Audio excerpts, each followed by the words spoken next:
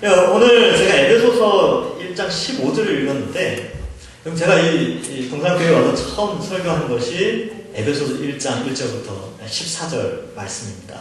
그래서 아주 머리가 좋으신 분들, 하나님 특별히 은사를 주신 분들은 기억하실 거예요.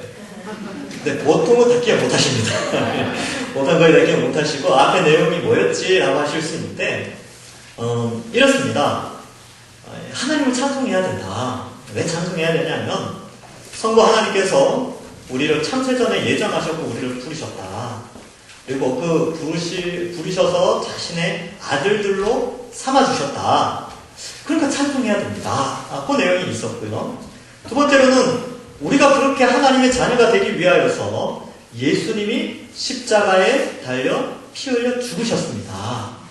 기억나십니까? 대단하십니다. 역시 동산교회 성도님들은 탁월하십니다. 예. 그래서 예수님의 은혜로 우리가 구원받았기에 그것도 성도 안에 있는 기업의 풍성함 때문에 우리가 하나님을 찬양해야 됩니다. 그리고 세 번째가 성령을 보내주셔서 그 성령 하나님께서 우리에게 도장을 찍으셨다, 인치셨다 라고 했죠. 그래서 우리는 이제 내게 아니고 하나님 겁니다. 여러분 자기 거에 도장 찍듯이 하나님이 성령으로 우리에게 도장을 찍었어요. 여러분 찍혔습니다. 네, 하나님께 찍혔습니다. 그래서 그 성령님이 오셔서 이제 마지막 예수님이 다시 오실 때에 우리의 몸이 완전한 부활로 되어질 것을 우리가 앞에서 살폈고, 그런 성부, 성자, 성령 하나님의 구속의 은혜를 찬송하라. 이것이 하늘의 신령한 복이다라는 것을 살펴보았습니다. 자, 그러한 구속의 은혜, 하나님의 은혜로 부름받아 모인 사람들이 바로 교회죠. 교회 공동체입니다. 그래서 여기 앉아있는 분들이 바로 그 삼위 하나님의 엄청난 사역의 결과물로 여기 앉아있는 것이죠. 네, 그래서 이제 그 교회를 향한 이 교회가 이렇게 형성됐는데, 하나님께서 바울 사도를 통하여 교회가 어떻게 세워졌으면 좋겠는지, 그러한 교회가 어떤 방향으로 나가야 될지에 대해서 기록하고 있습니다. 그래서 15절과 16절에 보면, 이로 말미암아 주 예수 안에서 너희 믿음과 모든 성도를 향한 사랑을 나도 듣고, 16절에 보면 내가 기도할 때에 기억하는 너희로 말미암아 감사하기를 그치지 아니한다. 여기에 이제 오후 시간에는 좀 졸릴 수 있으니까 펜을 좀 준비하시면 좋습니다. 그래서 제가 동그라미 치라는 거 동그라미 치시면 됩니다. 제가 학원 강사는 아닙니다. 네, 학원 강사는 아닌데, 이게 자, 졸릴 때는 이렇게 손을 움직여 주시면 안 졸릴 수 있는데, 여러분 거기 15절에 믿음의 동그라미, 사랑의 동그라미를 치세요. 그리고 16절에 감사의 동그라미를 치시면 됩니다. 예. 제가 왜 이 동그라미를 치려 했냐면, 여러분 지금 바울 사도가 감사하죠. 에베소 교회를 향하여 감사하다라고 표현하고 있단 말이죠. 근데 감사한 이유가 두 가지가 나옵니다. 첫 번째는 믿음 때문에, 두 번째는 사랑 때문에 감사합니다. 여러분 이 감사의 고백이 우리에게도 있어야 됩니다. 여러분 동산교회에 나와서 감사하는 이유가 뭡니까? 넓은 주차장, 편리한 시설, 화려한 조경, 뭐 이런 것 때문에 감사하지 않지 않습니까? 그렇죠? 왜냐하면 우리 동산교회에 나와서 우리가 감사한 이유는 우리가 믿음의 말씀을 듣고 믿음의 교제를 하며 여기 나오는 사랑을 함께 나눌 수 있기 때문에 교회에 나와서 함께 감사하는 것이죠. 네, 이 교회의 감사는 여기에 있습니다. 본질은 여기에 있죠. 믿음이 있으니까. 이 믿음의 그 근원이 교회에서부터 출발을 하니까, 믿음을 자라게 하는 말씀이 선포되어지니까, 그래서 감사한 겁니다. 그래서 여러분 어떤 사람은 교회가 오면 불편하시는 분들이 있어요. 또 집에 가면 교회 욕하시는 분들이 있어요. 그래서 이렇게 이제 교회는 이렇고, 누구는 그렇고 누구는 저러면 교회는 이게 뭐가 잘못됐고 저게 잘못됐고, 예, 맞습니다. 그건 부족하죠.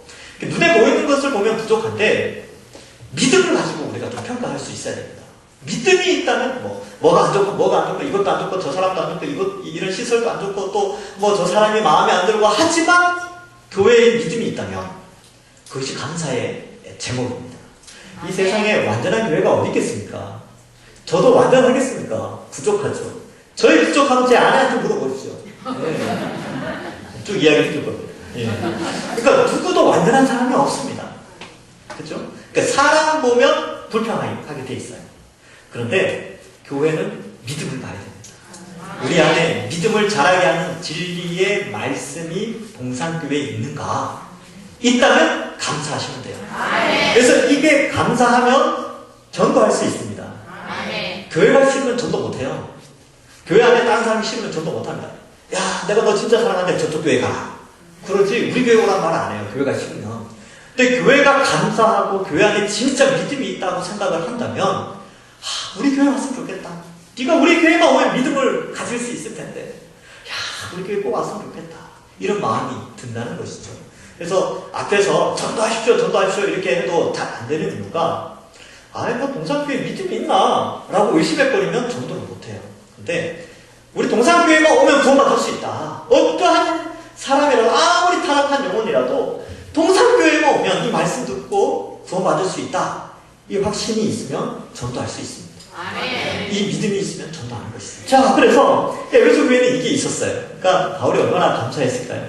그런데 두 번째, 성도를 향한 사랑을 들었다 이렇게 표현하죠. 그 안에는 사랑이 있어야 됩니다. 그러면 이 믿음과 사랑이 어떤 역학관계가 있냐면 믿음이 있다면 사랑으로 나타납니다. 정말 내가 믿음이 강한 사람이라면 사랑이 나타나게 돼 있습니다. 그래서 나는 나는 사랑의 사람인가 불평의 사람인가를 평가할 때 그러니까 내가 불평이 많고 사랑이 별로 없다 그러면 아직 믿음이 연약한 거예요.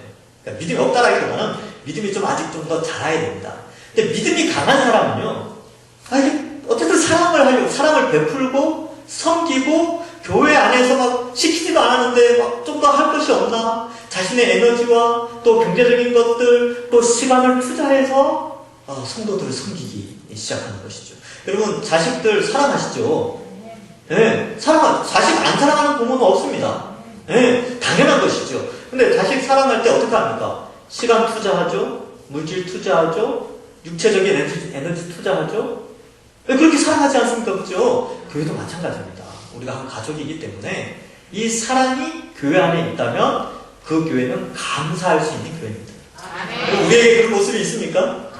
예. 믿음이 있다고 생각한다면 사랑으로 나타나야 되고 그 사랑은 표현되어지고 또 사랑은 데살로니가 전서에 보면 수고로 나타난다라고 되어 있습니다. 사랑의 수고와 이렇게 표현되어 있습니다. 그래서 사랑은 수고해야 됩니다. 어떻게 하겠습니까? 그래서 믿음이 자랄수록요 몸은 피곤해집니다. 맞습니까? 여러분 사랑이 깊어지면 몸이 피곤하다니까요. 남녀간의 사랑이든 자식과 부모와의 사랑이든 사랑이 깊어지면 육체적으로는 피곤해져요. 근데 내가 편하려고 하고 내가 집에서도 편하고 교회에서도 편하려고 하면 아직 어린 사람입니다. 몸은 커 있지만 아직 어린 사람은 편하니까. 그래서 우리가 이러한 개념을 좀 가지고 있어야 되고요. 지금 이제 여러분 오늘날 이 코로나 사태가 벌어지면서 온라인 예배를 많이 드리지 않습니까? 근데 이거는 부분적인 거예요. 이거는 잠시 예배가 드려지는 거예요. 그리고 이 모이지 않으면 사랑할 수 없어요. 맞죠? 그 자식 부부가 서로 사랑해요. 근데 맨날 나 참 사랑해 그런데 집에 안 들어와. 카톡으로 막 나 너무 사랑해 막 이모티콘 보내고 막 그런데 집에 안 들어와요. 교제가 없어. 그러니까 화상 전화로만 사랑해라고 하는데 여러분 그것은 한계가 있어요. 물론 사랑하죠. 사랑의 표현이죠. 그것도 맞습니다. 카톡도 하고 하셔야죠. 문자도. 그런데 제한되어 있어요. 진짜 사랑을 하려면 교회가 믿음이 자라고 성도 간의 사랑이 있으려면 모여야 됩니다. 물론 이제 국가에서는 규칙을 정해서 모여라라고 하니까 그 규칙을 따라서 감염 예방 수칙을 따라서 모이시면 되는 거예요. 그래서 이러한 믿음과 사랑이 에베소 교회에 있으니까 바울이 감사를 하고 하나님이 바울을 통하여서 교회가 이러한 것들로 감사하도록 우리에게 가르치고 있습니다. 자, 그리고 17절 이하에는 이제 기도를 합니다. 교회가 이랬으면 좋겠다. 하나님께서 바울을 통하여서 야, 에베소 교회는 이랬으면 좋겠다 라는 마음을 가지고 기도문을 쓰게 한 거죠. 자, 이제 큰 명제가 하나 나옵니다. 17절에 보면 이게 제일 중요하다. 17절에 하나를 딱 던져놓고 그것을 중심으로 세 가지를 설명을 해요. 밑에 세 가지. 제가 보세요. 자, 17절에 뭔가 하나 딱 이야기를 해요. 밑에 세 가지를 딱 이야기해요. 그래서 잘 생각해 보세요. 자, 17절에 뭘 이야기하냐면 우리 주 예수 그리스도의 하나님 영광의 아버지께서 지혜와 계시의 영을 너희에게 주사 하나님을 알게 하시고. 네, 그게 아주 중요합니다. 이게 큰 덩어리예요. 그래서 큰 기도 제목 하나가 뭐냐면 하나님을 알게 하는 거예요. 여러분, 교회는 하나님을 알아야 됩니다. 제가 첫 사역지, 신학대학원을 처음 들어가서 첫 교회에 갔는데 거기 중등부 아이가 저한테 질문을 해요. 그래서 뭘 질문했냐면 수학 문제를 가지고 왔어요. 전도사님, 이거 어떻게 풀어요? 근데 이제 제가 보니까 알겠어요. 그래서 가르쳤었는데 앞으로 나한테 수학 묻지 마라. 그랬어요. 왜냐하면 모르는 거 가져올 수도 있고, 그리고 나는 수학을 가르치러 교회 온 사람이 아니고 하나님 말씀을 가르치러 왔는데 나한테 수학 문제를 물어보면 어떡하냐. 말씀 읽어라. 말씀에 대한 질문은 내가 얼마든지 받겠다. 그렇게 했죠. 교회는요, 말씀을 가르치고 말씀을 배우는 곳입니다. 그리고 성도는, 교회 공동체는 하나님을 알아가는 공동체예요. 혹시나 저한테 와서 이제 주식이 어떻게 되는지 앞으로 한국 경제가 어떻게 될지 몰라요. 저는 모릅니다. 예. 아무도 몰라요. 그쪽은 전혀 공부를 안 했습니다. 근데 말씀에 대해서는 질문 많이 하십시오. 그래서 저 와서 얼굴 대면해서 질문하기 힘들면 문자로, 카톡으로. 예, 제가 그거 이렇게 읽고 답하는데 참 힘들기도 한데 즐겁기도 합니다. 질문 많이 하세요. 괜찮습니다. 알아야 됩니다. 그리고 딱 질문을 하시는데 어떤 분은 제가 모르는 것도 있어요. 그러면 제가 공부하겠죠. 저도 도움이 되겠죠.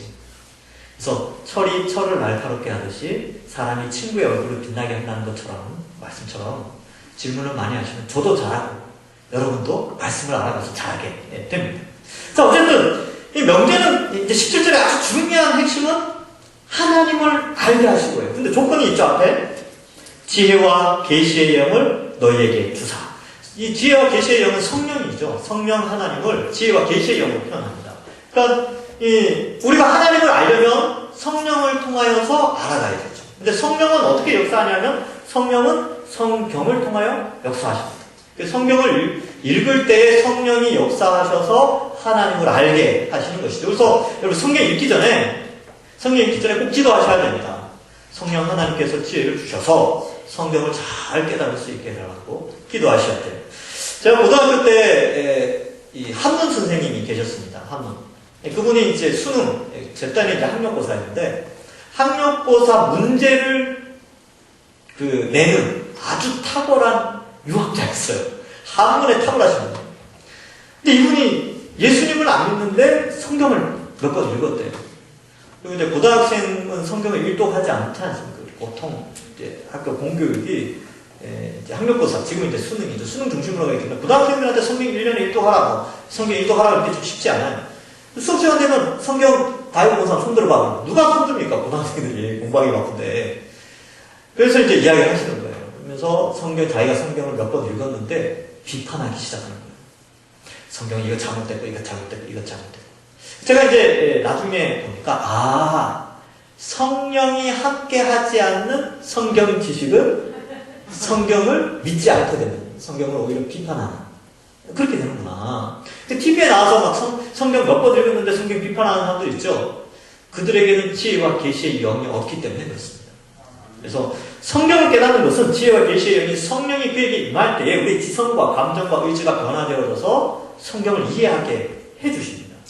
네, 그것을 말씀하죠. 그러면 성령 하나님이 성경을 통하여 하나님을 알게 하는데, 요 본문에서는, 요 구절에서는 어떤 내용을 알기를 원합니다. 세 가지를 알기를 원합니다. 첫 번째, 18절에 볼펜을 가지고 이제 번호를 쓰시는 게 괜찮을 것 같습니다. 18절에 보면, 너희 마음의 눈을 밝히사 그의 부르심의 소망, 1번, 그의 부르심의 소망, 1번. 이 무엇이며, 2번, 성도 안에서 그 기업의 영광의 풍성함이 무엇이며, 이 2번이에요. 19절에 보면, 그의 힘의 미력으로 역사하심을 따라 믿는 우리에게 베푸신 능력의 지극히 크심, 여기 3번입니다. 능력의 지극히 크심, 3이 어떠한 것을 너희로 알게 하시길 바랍니다. 그러니까 성령 하나님이 우리가 하나님을 알기로 하는데, 세 가지, 부르심의 소망이 무엇인지, 성도 안에 기업의 풍성함이 무엇인지, 하나님의 능력의 지극히 크심이 무엇인지 알기를 원하는 것이죠. 그러면 첫 번째, 부르심의 소망이 뭐냐라고 했을 때, 이 부르심의 소망이 상당히 추상적인 용어죠. 내용은 좋습니다. 여러분, 부르심의 소망으로 충만하십시오. 그러면 다 아멘 하죠. 근데 이 표현이 추상적이라니까요. 말은 좋은데 이게 뭘 말하는지 몰라요. 그죠? 그래서 앞부분에 나왔던 내용을 좀 참고할 필요가 있습니다. 그래서 여기 부르심의 소망이라고 했을 때 이 내용은 4절과 5절에, 1장 4절과 5절에 보면, 일단 4절 끝에 보면, 거룩하고 흠이 없게 하시고, 이렇게 돼 있죠. 그리고 5절에 자기의 아들들이 되게 하셨다. 이렇게 되는데, 우리를 부르셔서 자기의 아들들이 되게 하여서 거룩하고 흠이 하신 것이 우리 부르심의 소망입니다. 이렇게 이제 이해를 합시다. 그럼 좀 더 구체적으로 됐죠? 부르심의 소망, 좋은 말인데 뭐냐? 하나님의 아들들이 되어서 거룩하고 흠없는 자로 살아가라는 뜻이구나. 이렇게 이해하시면 됩니다. 그래서 여러분, 우리를 왜 불렀는지 생각해 보십시오. 거룩하고 흠이 없게. 우리 한 주간을 돌아볼까요? 지난 한 주간. 거룩하고 흠이 없게 살았습니까? 우리의 생각과 우리의 마음과 이 세속 사회 속에서 그리스도인으로서 얼마나 죄와 타협하지 않고 살았는지 자신을 점검해 봐야 되는 것이죠. 그래서 하나님이 이렇게 불렀는데 지난주에는 잘 못 살았지만 이번 주에는 조금 더 잘 살아야지. 이렇게 다짐하는 삶을 성화의 삶이라고 합니다. 성화는 거룩하게 변화되어지는 것이거든요. 그러면 좀 이제 넓게 생각해 볼까요? 2019년보다 2020년이 조금 더 거룩하고 흠이 없도록 살아야 됩니다. 이게 우리 부르심의 소망이에요. 그리고 2020년보다 2021년을 지금보다 조금 더 거룩하게 그리고 흠이 없게 사셔야 됩니다. 네, 이렇게 사는 것이 우리 부르심의 소망이에요. 그렇게 살아가는 것이지. 그 다음에 두 번째 기도 제목이 뭐냐면 성도 안에 기업의 영광이 풍성함이 무엇이냐 이렇게 되는데 말이 좀 어려운데 그리고 5절에 보면 아들들이 되게 하셨다 이렇게 되어 있죠. 제가 지난번 설교 때 기억 안 나시겠지만 이 아들들이라는 용어 자체가 이 성별을 의미하는 것이 아니라 권리를 의미한다고 말씀드렸어요. 무슨 권리냐면 상속받을 자격. 상속은 옛날에는 아들들한테만 줬죠. 지금은 이제 딸들한테 주지만. 그래서 아들이라는 표현이 성별을 의미하는 것이 아니라 하늘을 물려받는 상속자의 자격을 의미하는, 권리를 의미하는 표현이다. 이렇게 표현을 했습니다. 여기 이제 앉아 계신 우리 자매님들, 우리 여자분들은 다 이렇게, 우리는 딸들인데요. 이렇게 그렇게 굳이 따질 필요 없습니다. 여기 나온 것은 이제 상속권을 의미하니까. 근데 여기 보면 성도 안에 있는 그 기업의 영광이 이렇게 있는데 이 기업이 뭐냐면 상속물이에요. 성도 안에서 그 상속물의 영광의 풍성함이 무엇이며 이렇게 표현되어집니다. 이 성도는 우리 교회죠. 교회 공동체 안에서 하나님으로부터 받을 영원한 상속물을 미리 맛보며 그것을 풍성하게 누리며 살도록 교회가 기도해야 된다는 겁니다. 그러면 여러분 우리는 이제 천국의 상속물 그러면 마음껏 먹고 마시고 뭐 이런 걸로 생각하는데 그런 것도 있어요. 이제 생명나무 먹고 생명수 마시고 뭐 먹을 거 입을 거 뭐 걱정 안 하고 살죠. 그런데 또 하나는 뭐냐면 사랑의 풍성함이에요. 행복의 풍성함. 여러분 가족들끼리 여행 가고 그러면 어때요? 행복하시죠? 여행 첫날 어떻습니까? 끝날 말고 첫날 행복하시죠? 가족들끼리. 그러니까 이게 뭐냐 하면 가족을 통한 행복인데 이게 주님 다시 오셔서 펼쳐질 영원한 하나님 나라에서 우리가 누릴 그 행복을 이 땅에서 교회를 통하여 미리 조금 맛보는데 그게 성도 안에 있는 기업의 풍성함이에요. 아멘. 상속물의 풍성함, 행복의 풍성함을 교회 안에서 맛보도록 기도하고 있는 겁니다. 이걸 누려야 돼요. 근데 이걸 누리려면 교제를 하셔야 돼요. 누가 누군지 알아야 됩니다. 그래서 여러분 교회에서 어디 놀러 간다. 놀러 간다는 표현 좀 어디 친목회 간다. 야유회 간다. 저는 솔선수범해서 참석해야 된다고 생각합니다. 교제하셔야 돼요. 그래야 이 행복을 누리거든요. 그래서 교회 놀러 가냐 근데 사실 놀러도 가야 됩니다. 교회는 배우러도 와야 되죠. 섬기러도 와야 되고 봉사도 해야 되고요. 그렇지만 또한 교제도 해야 됩니다. 성도 안에 있는 기업의 풍성함. 그 행복을 누리는 거죠. 이 당시에는 이 에베소 교회 성도들이 굉장한 어려움이 있었습니다. 이게 종교적인 박해도 있었고요. 또 정치적으로, 경제적으로 많은 어려움이 있었죠. 어쩌면 지금도 비슷하지만. 그럼에도 불구하고 그들이 위로를 받을 수 있었던 것은 교회 공동체가 모였을 때 같은 고난에 동참하는 사람들이 모여서 하늘에 소망을 두고 함께 위로를 받으니까 그걸로 풍성해지니까 힘을 얻는 겁니다. 그래서 성도 안에 있는 그 기업의 영광의 풍성함이 무엇인지 알기를 원했어요. 이게 두 번째 기도 제목이죠. 이 동산교회도 그렇습니다. 우리 교회도 마찬가지예요. 서로 교제하면서. 예. 그러니까 얼굴만 봐도 행복하지 않습니까? 그동안 잘 못 봤는데 얼굴만 봐도 이제 행복한 거죠.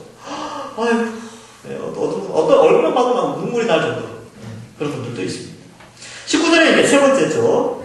그 힘의 위력으로 역사하심을 따라 그의 힘, 이렇게 되는데 하나님이죠. 역사하심을 따라 믿는 우리에게 베푸신 능력의 지극히 크심이 없다는 것을 너희가 알기가 싫었구나 이렇게 되는데, 그러면 이 능력을 알기를 원한다는 거예요. 하나님의 능력.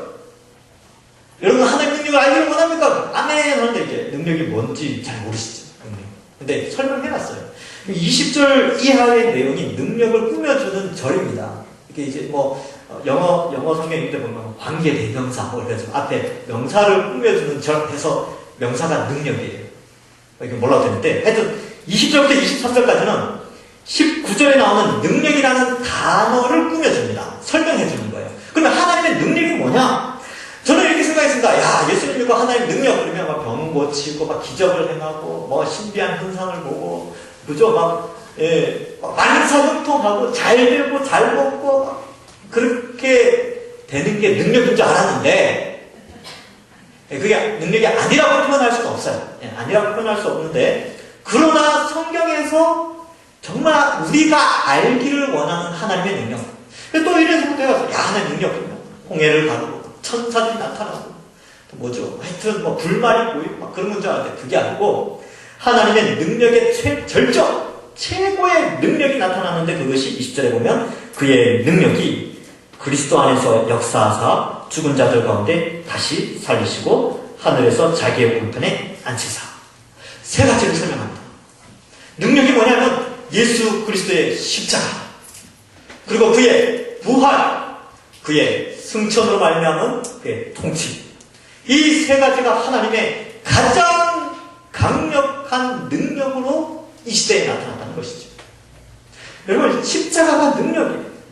전 인류를 구원한, 아담 이래로 전 인류가 멸망받을 수밖에 없었는데, 죄 아래 있고 죄의 지배를 받으며 죄의 형벌을 받아야만 했고, 또, 공로주의에 빠져서 후덜기던 그런 인류를 예수 그리스도의 십자가로 다 해결했습니다. 하나님의 기적의 절정, 능력의 절정은 바로 예수 그리스도의 십자가입니다. 그래서 우리가 십자가 바라보고 사는 겁니다. 얼마나 감사하죠. 그 십자가를 볼 때 하나님의 최고의 능력. 그래서 이 성경 66권 전체에 보면요, 우리가 능력 그러면 이제 창조의 능력, 다 없는 걸 있게 만드셔야 돼요. 지구를 만들고. 그런데 예수 그리스도의 십자가를 재창조의 능력이라고 표현합니다. 그래서 우리를 새로운 피조물이다. 이 새로운 피조물이라는 뭔가 새롭게 창조된 리뉴 개념이 아니라 아예 완전히 새롭게 만들어버린 그 동력이 어디냐면 예수 그리스도의 십자가예요. 근데 그 예수님의 십자가와 뿐만 아니라 그의 부활, 그 부활하심으로 말미암아 결국 우리가 나중에 다 부활하죠. 완전한 육체로 부활하게 됩니다. 부활의 첫 열매 예수님, 우리는 두 번째 열매죠. 나중에 예수님 다시 오셨을 때. 그래서 이 능력을 우리가 보는 것이죠. 그리고 특별히 여기에서는 이 교회를 강조하다 보니까 통치를 좀 강조하면서 하나님 오른편에 앉으셨다, 자기 오른편에 앉으셨다는 것은 통치권의 이하입니다. 근데 고린도전서 15장에 보면 예수님께서, 제가 지난번 부활절 때 이제 설교를 했는데 예수님께서 통치의 이함을 받았어요. 하나님 나라, 하나님 우편에 앉으셨으니까. 그런데 그 통치를 주님 다시 오시면 하나님 나라를 아버지께 다시 돌려드린다 이런 표현이 나오죠. 지금은 예수님이 통치하고 계세요. 자, 그래서 하나님 오른편에 앉히사 21절에 모든 통치와 권세와 능력과 주권과 이 세상뿐 아니라 오는 세상에 있는 모든 이름에 뛰어나게 하시죠. 그래서 이 세상의 그 어떤 걸, 돈, 명예, 정치 권력, 힘, 이 모든 것들 위에 뛰어난 주로 통치하고 계십니다. 이러한 관점은 이제 영적인 눈이죠. 우리의 눈은 여기에 있는 거죠. 세상의 눈은 세상의 통치와 돈과 명예와 탐심과 탐욕과 정욕 이런 것에 집중이 있죠. 세상은 그렇게 흘러간다고 여기고 있어요.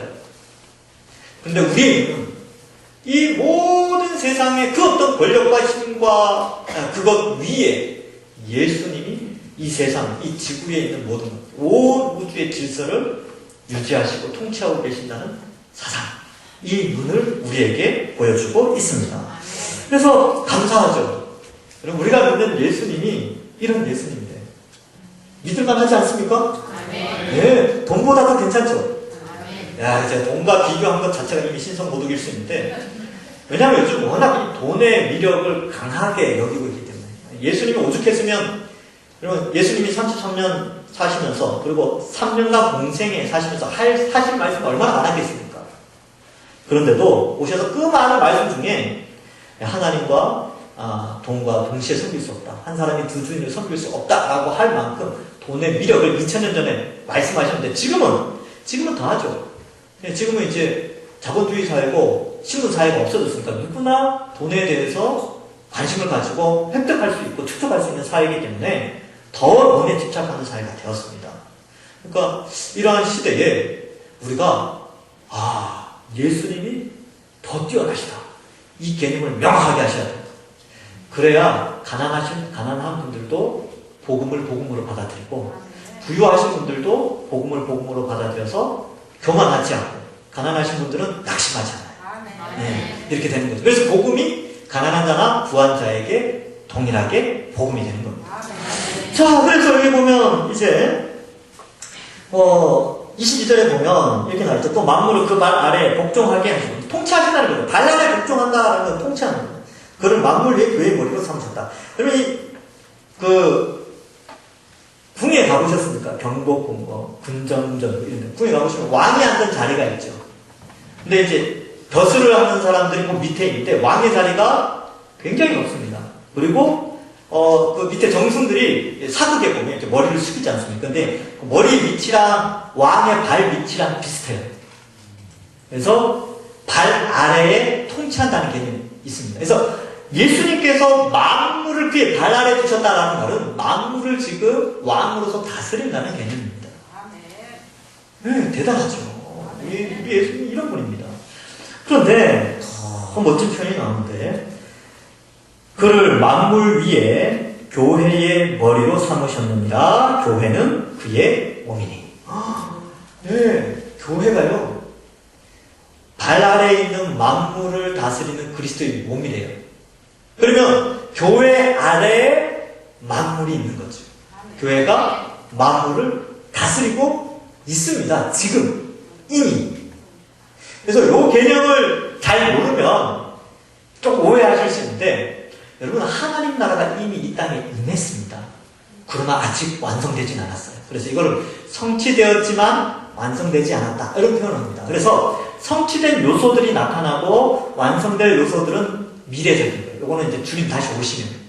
그래서 제가 이제 왕노릇한다라고 표현했을 때 우리는 이미 왕노릇하지만 완성된 왕노릇은 아니에요.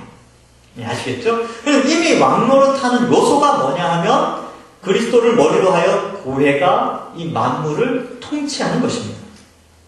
이게 하나님의 능력이에요. 지금 하나님의 능력이 교회를 통해서 나타나는데 뭐냐 하면 교회가 이 세상 만물을 다스리고 있는 겁니다. 그럼 어떻게 다스립니까? 질문할 수 있죠?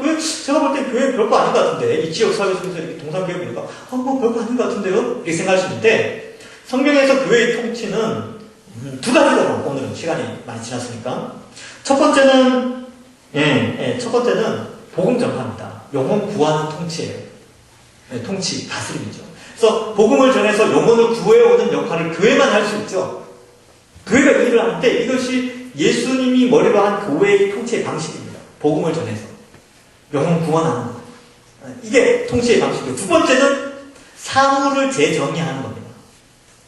독특하죠? 네, 통치의 방식이. 아담이 에덴 동산에서 사물의 이름을 지었지 않습니까? 그 통치함. 그리고 그건 나중에 창세기 할 때 제가 할게요. 그 통치함을 우리에게 있는데 우리도 사물을 재정의해야 됩니다. 이름을 지어야 돼요. 여러분, 예를 들어서 돈이라는 개념을 어떻게 이름 지을 건가? 직장이라는 개념을 어떻게 결혼, 자녀 양육 이런 개념들을 다 이름을 다시 지어야 돼요. 왜냐하면 이 시대의 가치관이 말하는 돈과 직장과 자녀 교육과 성공의 개념과 성경에서 말하는 이런 개념이 다르기 때문에 교회는 이런 이름을 재정의해야 합니다. 단적인 예로 돈에 대해서 하겠습니다. 요즘 워낙 돈에 관심이 많으시니까 다른 거 할까요? 그리고 돈은 우리의 관심, 세상의 관심사는 돈을 모으는 데 있습니다. 돈을 모아야 행복하다고 생각을 하니까 그렇습니다. 그런데 성경에서 보면요, 모으는 데 관심이 있는 것이 아니라 잘 쓰는 데 관심이 있어요. 주를 위해 쓰는 것이죠. 그래서 우리 믿음의 선배들은 청지기라는 용어를 썼습니다. 물질은 하나님의 주권에 의해서 사람마다 다르게 배분됩니다. 이건 하나님의 주권이에요. 뭐라고 할 수 없습니다. 아버지가 자녀들에게 용돈 주는데 너는 10,000원, 너는 5,000원, 너는 1,000원 이렇게 줄 때 그 아버지의 주권으로 주지 않습니까? 그죠? 근데 자녀들이 왜 저는 이거밖에 안 돼요? 아버지가 설명을 해주죠. 근데 우리의 부의 분배는요, 하나님의 주권에 있다라고 여기셔야 됩니다. 그러면 그 주어진 경제적인 것들을 어떻게 잘 주를 위해서 쓰고 하나님의 영광을 위해서 쓸 건가? 물론 이제 본인들 위해서도 써야죠. 먹고 입고 뭐 교육하고 이거 써야 됩니다. 근데 이게 어떻게 쓰이는가에 하나님은 관심이 있어요. 성경 읽어보십시오. 성경에는 가난한 자도 있고 부자도 있습니다. 근데 어떻게 지혜롭게 쓸 것인가? 이 부분에 있고요. 그래서 우리는 이런 부분들을 좀 생각을 해야 되죠. 근데 세상은 어떻습니까? 세상의 돈은 좀 다르죠. 행복의 기준도 다릅니다. 그래서 우리는 이제 성경에 의해서 제자화가 되어져야 되는데 우리는 TV에 의해서 제자화가 돼요. TV에 보면 행복한 가정 이런 거 보면서 이제 샘플로 삼거든요. 그러니까 이제 조금 조심하셔야 돼요. 그래서 사물을 재정해야 합니다. 직장도 마찬가지죠. 자아성취의 장이 아니라 전도의 장입니다. 예, 전도의 장입니다. 하나님 영광 드러내는 곳이죠. 가정은 어떻습니까? 예. 건강은 어떻습니까? 예, 웰빙 추가죠. 우리는 주를 위해서 헌신하도록 건강 관리를 해야 됩니다. 그런 개념으로 사물을 재정의하는 게 통치입니다. 그래서 23절에 보면 교회는 그의 몸이니 만물 안에서 만물을 충만하게 하시는 이에 충만함이라 이렇게 되어져 있습니다. 말이 좀 어려운데 만물을 충만하게 하시는 그분이 교회를 충만하게 하신다 이런 뜻입니다. 말씀을 맺습니다. 오늘 하나님께서 바울 사도를 통하여 우리에게 주신 말씀이 있죠. 교회는 믿음과 사랑이 있어야 된다. 그래 그 두 가지만 있다면 감사할 수 있다. 그리고 교회가 이렇게 방향을 정해야 되는데 가장 큰 것은 성령을 통하여서 하나님을 많이 알아가야 된다. 하나님 알아가기 위해서는 부르심의 소망이 무엇인지, 성도 안에 있는 기업의 풍성함이 무엇인지, 하나님의 크신 능력이 무엇인지, 특별히 크신 능력을 감투했는데 그것은 예수 그리스도의 십자가와 부활과 또 그의 통치, 그 통치는 교회를 통하여 나타나고 있다. 그래서 교회는 이 세상을 바라보면서 복음을 전하고 이 세상에 형성되어 있는 인간의 가치관 가운데 성경적 가치관을 알리는 것을 통하여 통치하는 것이다. 우리가 그 개념을 가지고 이번 한 주간, 그럼 우리가 대리 통치자 아닙니까? 한 주간 정말 멋지게 이 세속 사회 속에서 하나님 영광 드러내고 하나님 말씀 전하고 우리 믿음이 견고해지고 더욱더 뜨겁게 사랑하시는 모든 동산의 식구들 되기를 주님의 이름으로 간절히 축원합니다. 기도하겠습니다. 하나님 아버지 감사합니다. 우리를 택하시고 구원하여 주셔서 또 이렇게 교회, 우리 동산교회의 성도로 살아가게 하시니 감사합니다. 말씀처럼 우리의 믿음이 자라고 사랑이 더욱더 뜨거워지며 늘 감사가 넘치게 하시고 하나님을 날마다 매일매일 알아가서 정말 주의 통치에 동참하는 이 영광의 기쁨을 누리는 저희들 되게 하여 주옵소서. 이번 한 주간도 이 세속사회 속에서 하나님 영광 드러내는 우리 모든 성도들 되게 하여 주실 줄 믿사오며 예수님의 이름으로 기도하옵나이다. 아멘.